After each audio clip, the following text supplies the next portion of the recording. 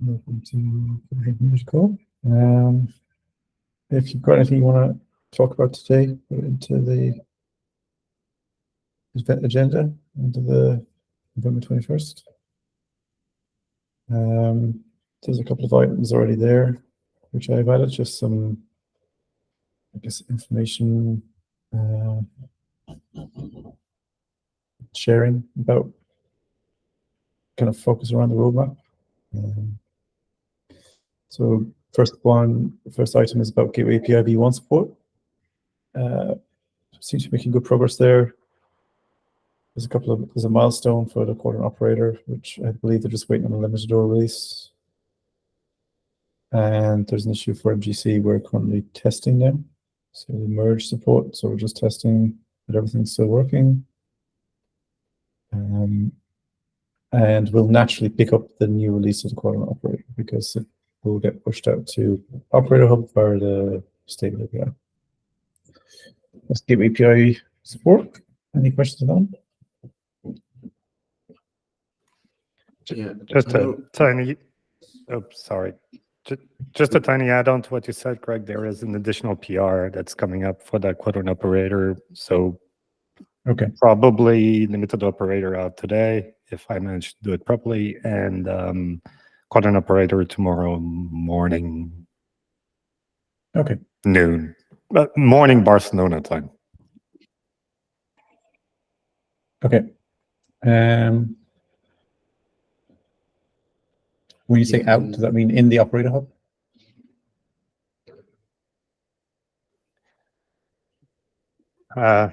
Yeah, probably tagged everything locally and ready to release. Ready to release, okay. And yeah, the operator up, yeah. Okay. I was going to suggest maybe just hold on for a day or two while we do a bit more of MGC testing and see. We'll probably just use your custom catalog source to install and stuff and make sure that all works. Yep, sounds good. Yeah. Okay. Anything else? Now, once we have some catalog source, we will get to the testing as well. We will do full-on testing, including the docs and everything. It should be no longer a problem for us. Cool. There is a branch there for the docs. So because like we moved from Gateway API v062 to v1, so there's a branch for release 0.2 docs. It's probably the wrong tag, but that's the tag. That's the branch that I named it. So they're the docs that you probably actually want to test with over the ones that are currently deployed to the website. That makes sense. Yep. Okay. Cool. So then post v1 support, some of this stuff, because this is in sequence, doesn't mean stuff isn't currently progressing in parallel. So we want to release support for Project Sail or OSSM 3.0. And that will be the main item for the next release. So we're hoping to get that done relatively quickly. And Adam, I believe, is currently testing it. So once we're happy and we merge that, we'll probably do a second release. It'll likely only be the Kuadrant operator that needs releasing in order to support that. So it should be a relatively small impact, hopefully. Depends on the testing, of course. And then beyond that is unified quadrants. So something we've talked about a fair bit. I won't go back into all the details, but there's a lot already progressing there. So already the Kuadrant operator will install the policy controller into a single cluster. DNS policy and TLS policy will be available in those clusters where you install the Kuadrant operator. We don't have docs for those yet, but it's there, sort of stealth deployed. And the main items I think that we'll want to focus on for that next release would be, or I guess next +2 to use Alex's parlance, would be around docs. So updating the docs to cover like single cluster scenarios and single cluster installation. providing like a quick start for a single cluster where it would set up just a Quadrant operator in a single cluster without OCM hub. Similar to what we do with the OCM with the current quick start, so you don't have to clone any make files and all that kind of stuff. There's a couple of milestones being populated, but yeah, we'll start to populate that more over the next week or so, I'd say, and we may try to do a shared planning across the teams to try and unify the teams as well. Anything on that one?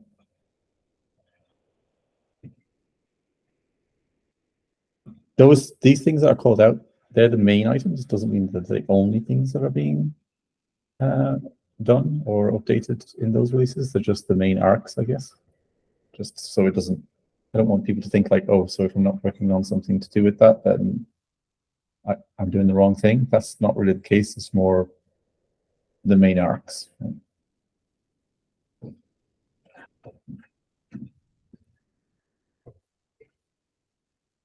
Okay, that's everything I have. Is there something anybody else wants to bring up while we're here? Well, hey, yeah, so I added a line item in the backlog, but I'm happy to talk about it now if we have time. And I guess it feeds in nicely into your point there, Craig, around unified quadrant and unifying the teams. So we'd spoken about this topic as a group some weeks back during a face-to-face event, and that was with respect to aligning the teams in terms of release management and the idea of agreeing on a set release cadence, which would then require, or which would then involve us shipping a new release of all of the various quadrant components on that set cadence. The benefits there are, it aligns us, it gives us like a set schedule where end users and those who are doing any testing or validation against Quadrant, they'll have a set release schedule to work around. It'll also get us to exercise our release management processes a bit more, which in turn is only going to improve it, right? We're finding the bottlenecks and trying to improve that flow. And also in terms of the actual validation of a new Quadrant release as a whole as well. I guess the cadence that we'll be looking at will be very much dependent on how quickly we can turn around the validation of a release. So at the time when we spoke about it, I didn't hear any major objections to the idea of aligning the releases on a set cadence. But I just wanted to put it to this group today as to how do we feel, or what do we think is the best way of progressing this and moving forward. So I have a few bullet points there. The first one is the simple one, and that's just to set a date and agree on a cadence and just start doing it, right? Maybe that's too simplistic. There's also the idea of proposing via an RFC, and I have been writing one in the background, so we can certainly look at submitting one there and going through that process. Or perhaps we don't feel like we're ready to take this on just now. Perhaps there's some additional groundwork that needs to be done to ship a particular release of a particular component that we feel we can try and improve on in the short term with the view to doing this afterwards. The approach I would like to take, though, is just to start with something, have some sort of agreement, even if that's like a monthly cadence, that's perfectly fine, and just start with something, and then over time try to evolve the process and make it better. Yeah, I agree with the monthly as a good starting point. I think what we are missing now to do this more regularly is first fully document the release process. I think that's an ideal candidate for RFC, like including what actually needs to be done for the release to be considered released, right? How do we create builds or whatevs? Or like how do we do the testing? What should what is basically being tested for each release and those kind of things, so we are all on the same page what it means to be released, what needs to be done. Second, I would say, is the Didi's RFC about CI/CD. That's more of an implementation thing, I would say, but it's also tied to this. So yeah, in general, I would say progress on those 2 RFCs or discuss those and set the cadence and try it out?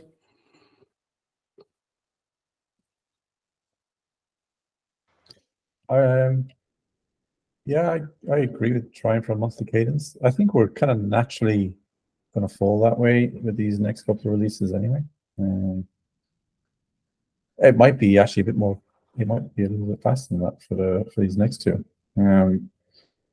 I suppose sometimes there's time sensitive things, right? Like Gateway API v1 is a time sensitive thing, so that might not always suit. Like, oh, we're at the start of the month, we're going to wait 4 weeks before we actually release support for Gateway API v1.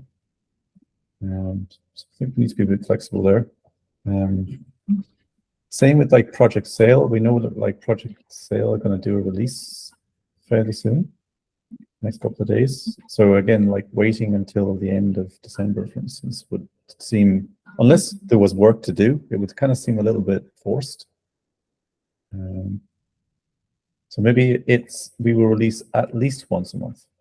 Yeah, I think that's a better definition, right? If there is something more pressing, 100% we need to do a release, like there is no need to delay it, right? If we have something to deliver. But I would say setting the minimal cadence helps us just, to don't forget it, right? If we have some bigger work going on, right? Yeah. There should be enough changes and updates within a month that it's worth. Yeah. And at the same time, it shouldn't cause that much overhead even with the current process. Yeah. And if you leave it longer than that, you really start to get into a stage where people don't remember what it is that they've been done and what was actually in the release, and it becomes more and more difficult to even just track down. While things are fresh is the best time to spot a bug, right? It's like, there's the bug. Yeah. Oh yeah, I worked on that last week. I know exactly what the problem is, right? So, Alex. Thanks for making me jumping the line. Sorry, Didi, but because I'll actually will jump on what you just said.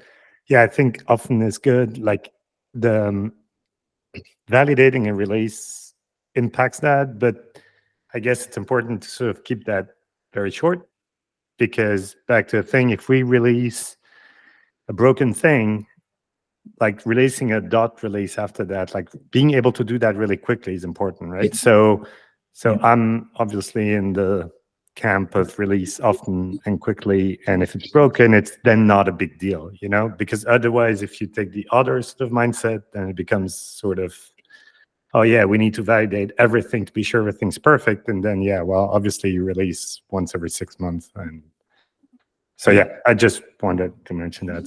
Sorry for jumping ahead of you, Didi. It's correct. No push worries. me under the bus. So yeah, sorry, Didi, I didn't see your hand there. I agree with the cadence. Actually, it seems, as Craig mentioned, like quite natural, at least in the past month, in this last semester list, and there is no objection of that. The RFC, however, it's the one I'm working on. It's more, as Peter mentioned, it's about a bit of implementation, but it also includes the current process that we are doing every single time that we release, and identifying not only the process and the components and services that we are delivering, and the actual artifacts, images, manifests, etc. So this is actually the pull request is a draft at the moment, number 41. And I managed to have time so just to push it, but I'm going to be working on that in the following days. And I'm not sure if it will make sense, and this question is for you, Paul, that we include in that RFC this particular topic on cadence and for the releases. Go ahead. Yep, I'm perfectly happy to do that, Didi. To be honest with you, the RFC that I kind of wrote in the background for setting the release cadence, I just felt like I was repeating myself in each section, because it is quite a simple thing that's been proposed. So perhaps just having it as a subsection within a wider RFC makes more sense. Right, good. I will make sure to add it then. And yes, if you have like already something pushed somewhere or like a document, just link it in either in the pull request or just message me. Thanks. I'm gonna put my hand up and then talk for a second. Following the rules. So I one point that I'd like to make is I think we should try to be fairly pragmatic. Is Thomas here? Because I want to say the word impactful, but I don't want to give him more points. I'm here, yes. So Careful. like we know that all the automation isn't there, all the CI/CD isn't there, right? But I'm not keen to tie us down with lots of manual testing with every release. I'm kind of keen to identify that because these are upstream releases, and while it's good to know that everything's working, like Alex said, if something's broken, we can release quickly again, then we can fix it quickly. So I think as much as possible, we should rely on the CI/CD we have, identify the gaps, and those should be progressed and fixed over time. But we shouldn't like get into this what I would call like a downward spiral of endless manual testing with each ending monthly release, knowing that we've got a lot of automation to do to fix it all, but like spending weeks and weeks doing manual testing because we want to cover every single thing. So for me, it's like cover the documentation and run the automated tests, and then create issues for new automated tests that we identify is the way that we should probably proceed. Yeah, I fully agree, actually, and that's how we are planning on doing it. All right, now I believe we have sufficient coverage of everything. There are, of course, some spaces we could cover more, but I believe they are enough to verify enough to release just with automated tests. Yeah. We will be trying docs only if they change or we get to it. If there hasn't been any change in the feature, we'll probably not verify the docs at all in the release, right? Yeah. Because if you have to validate everything, that would be a huge amount of manual testing, and I don't expect it will take much long for us. Yeah, excellent. Yeah, no, I think it's the right approach to be as pragmatic as possible. Thanks, Didi. Yeah. So some note on that. There is there is an effort for having in each repo a document saying how to release basically that component. And besides that, the documents I'm writing at the moment, it will have like the full for everything about displaying the current process. So anyways, if we don't get to an agreement of how to do in a more automated way, we're going to have like documented how to do it, like anyone can actually go and read, and the entire battery of things that we have in Kuadrant. Cool. That's no question.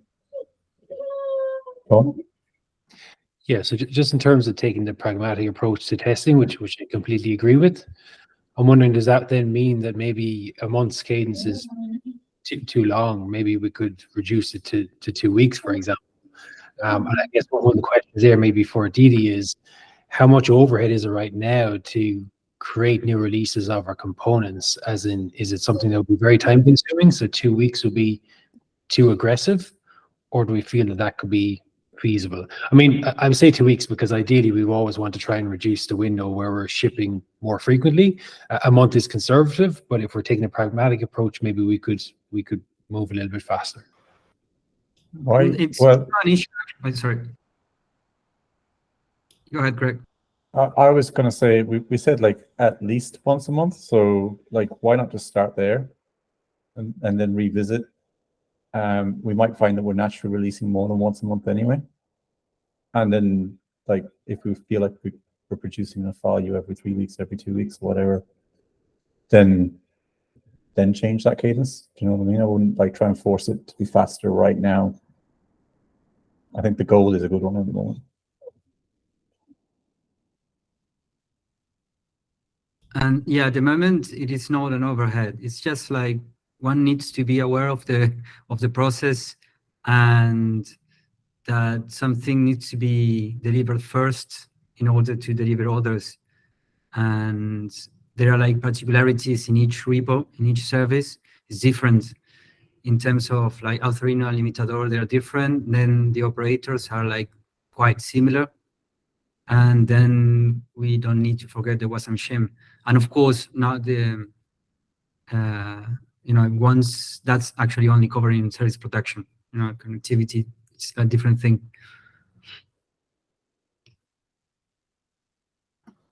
So just on that then, so for an agreement that we're going to release at least once a month, what's the best way of tracking that, right? Like obviously you track the release in GitHub projects, etc.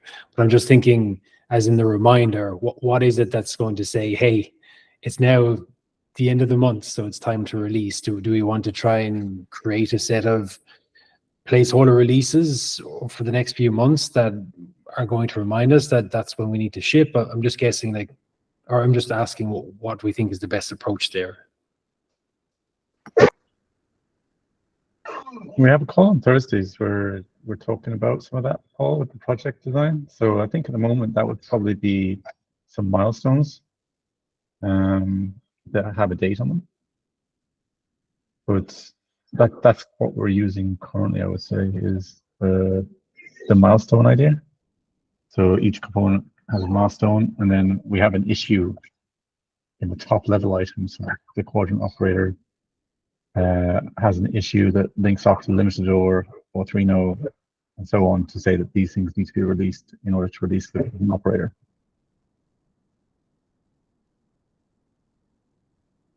Sorry, my puppy really wants to talk on the call.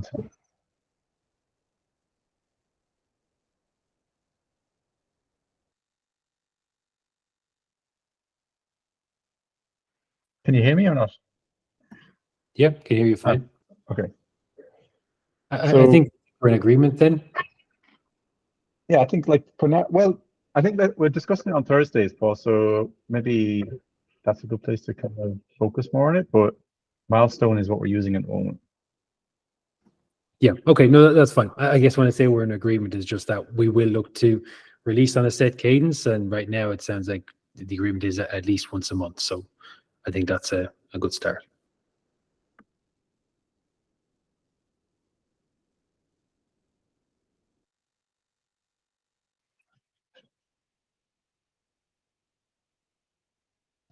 Okay.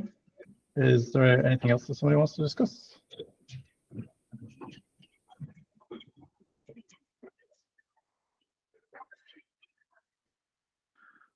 Well, I have an item in the backlog. I can talk a little bit about that.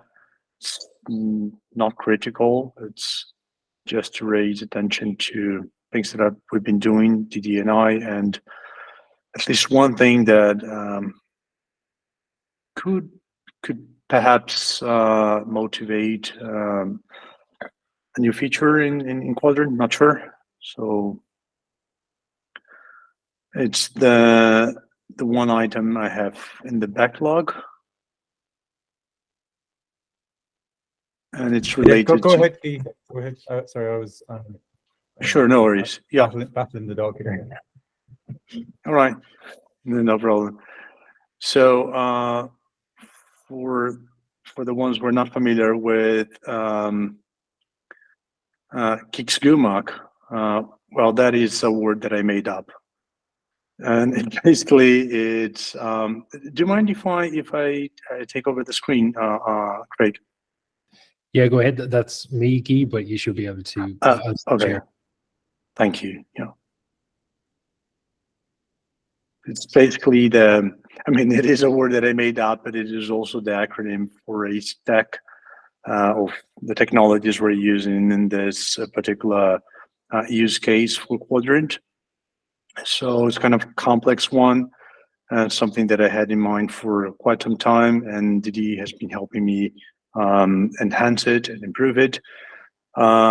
So basically, it's a multi-cluster use case. Actually, I may want to jump up, by the way, and the acronym is for these pieces here. Right? So there's Kuadrant, obviously, there's Keycloak, there's Istio Cert Manager, obviously Gateway API, Scapa, MetaLB, AWS, right, with Route 53, and OCM, obviously, right, OILM and Kubernetes, right? And if I jump to this one, it's probably easier to see. So this is the architecture we're trying to deploy. Actually, we already achieved that. So we have 2 clusters. We're relying on the quick start from EGC to get this configured. And we have 1 ingress gateway in each one of those clusters. The backstory is, imagine there is a company that has 1 single cluster that's running the workload with 1 single ingress gateway, but now needs to introduce a second cluster to attend the traffic coming from a different region. But the company is just not ready to replicate the entire workload in the second cluster due to whatever reason, right? Rather, what they want is just to enable this second cluster as another ingress that sends through east-west, hence scupper here, the traffic to the main and original cluster, right? There are a couple bits here that we want to highlight, a couple issues that we want to solve here, such as the fact that we do not want personal identifier information present in the authentication tokens coming from all the traffic directed to, let's say, the EU cluster here, to be handed over to the EUS cluster, right? Rather, we want Kuadrant to help us by exchanging that token for a more limited scope, technically a single usage token with more limited personal information inside of it as well. Effectively replacing any PII, personal identifiable information, with just some opaque identifiers. So that is part of the use case, right?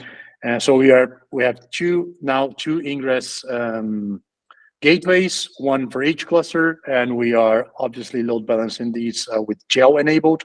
So all the requests coming from the US go to the US cluster, and all the ones come from the EU go to the EU cluster. And we have an extra Istio gateway for the east-west communication. So whenever traffic comes from the EU gateway, it's handed over to Scupper, and the Scupper proxy sends it to the east-west gateway that is running in the main cluster, right? Which is the one that effectively the workload attaches to, connects to. So this is basically what we have. There's some interesting stuff that Kuadrant has been doing there through auth policies and also rate limit policy to make sure that all happens, right? The token exchange, also limiting the scope of that internal token that is used only for the east-west authentication. But there is one bit of this that, not that we are failing to deliver, but delivering that would overcomplicate this deployment even more, which is we would like to be able to also enforce rate limiting by IP, but pre-auth. So before enforcing the gateway auth policies here, we would like to be able to enforce rate limiting based on IP. And nowadays, there's no way to achieve that other than by deploying yet another gateway. And we already have 3 gateways here, right? 2 ingress gateways, 1 in each cluster, and a third one, which is the east-west gateway. And today, the only way to enforce pre-auth rate limiting would be by deploying yet another one in front of this north-south gateway, where we first enforce IP rate limiting, IP-based rate limiting, and then we move to enforcing auth. And that is potentially the new feature that was mentioned before. So anyway, this has to do with a little bit of data privacy, also has to do with, and I'm not cutting into details of it, but another tool to mitigate risks related to denial of service or distributed denial of service attacks. And this is kind of the backstory for a presentation DD and I are working together. So currently the auth policy, auth is first being applied, and then the regular policy is the second thing. Is that always the?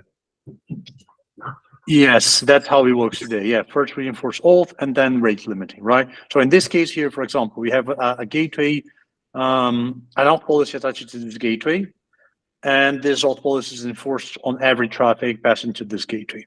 And then we have another auth policy attached to this HTTP route, which actually points to the east-west gateway. So it's actually the east-west gateway is then applying the second auth policy and the rate limit policy. And those things happen in order. Okay. So is this kind of like, if I remember correctly, in the envoy filters, you can specify like a priority or something like that, right? Where you can. It's probably more like how you hook the WASM shim, right? So how, because the WASM shim is more, can be more pervasive than that, right? Than simply ordering things. So right now we decided only to trigger it post auth, but maybe the people who have more knowledge on the WASM shim can shine a light here and explain better.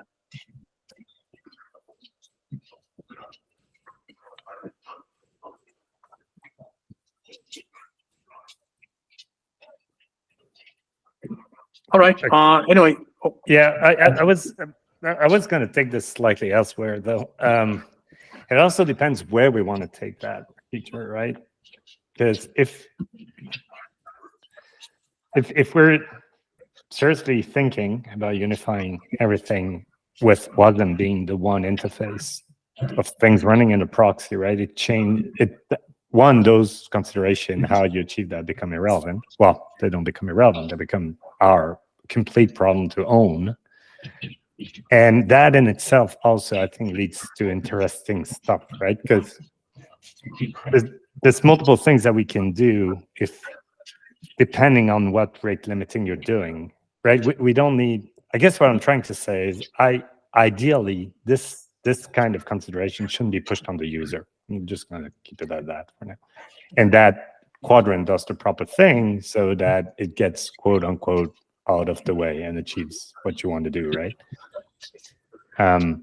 So Alex, would you say that then, my immediate thought was to surface that to the user. So we're definitely thinking opposite ways here. But basically, to surface that through some form of property and rate limit policy, in what phase do you want this rate limit to be applied in, like pre-auth or post-auth?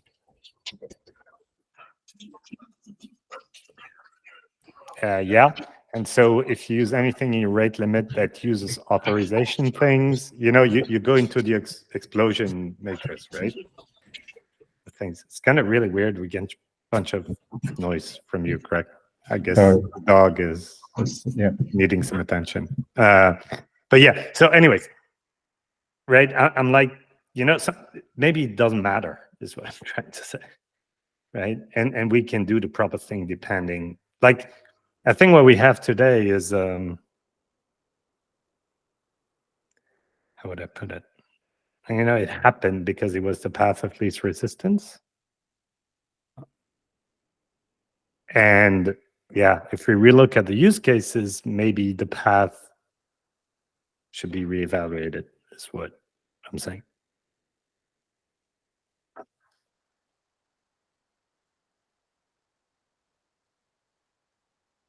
Yep, makes sense to me. Anyway, probably that's not the kind of thing we can achieve for when we're planning on running this demo for real, but it's okay, it's all right. We can manage that either by resorting to that workaround that I mentioned, right, of having another gateway, or just skipping that from the list of requirements. And I think it's all right. It's not really a big deal. But I do agree with everything that you said, Alex. I mean, maybe for the near future, we can reevaluate that approach. That was just the simplest and easiest thing to do back in the days, rather than in the scope, or either in the scope of bringing everything to the WASM shim or whatever, right? But for sure, I think we can expect this kind of question, right? And yeah, what about rate limited based on IP? Can we deliver that? Yes, we can. But it may be weird today that happens pulse off, right? Because anyway, as I said, I think it's so back again to what I was trying to say. I think we should not leak those concerns to the end user. If we agree on that, like, and then based on heuristics, right? You could say, oh, if you do like a rate limit that, yeah.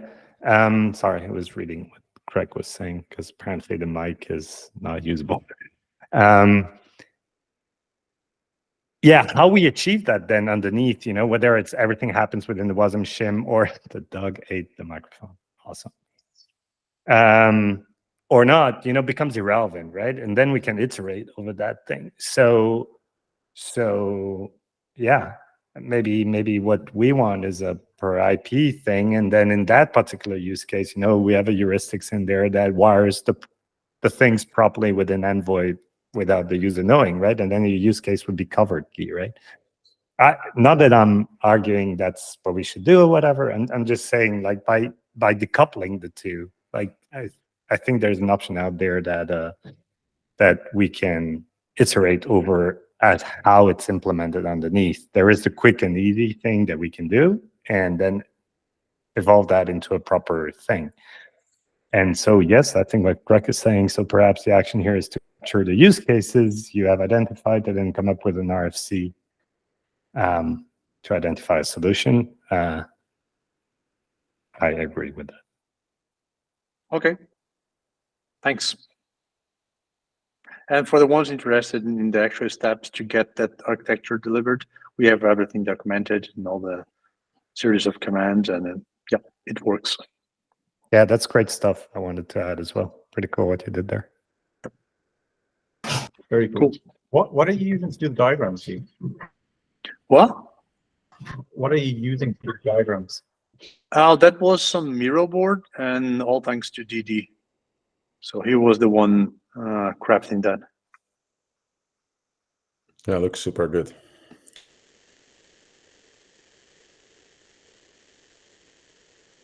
Okay, so back to you, Craig.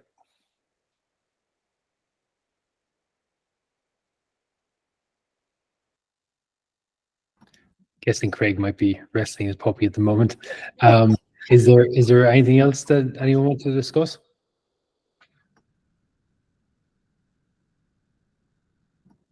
Okay, I guess we can leave it then. Thanks all.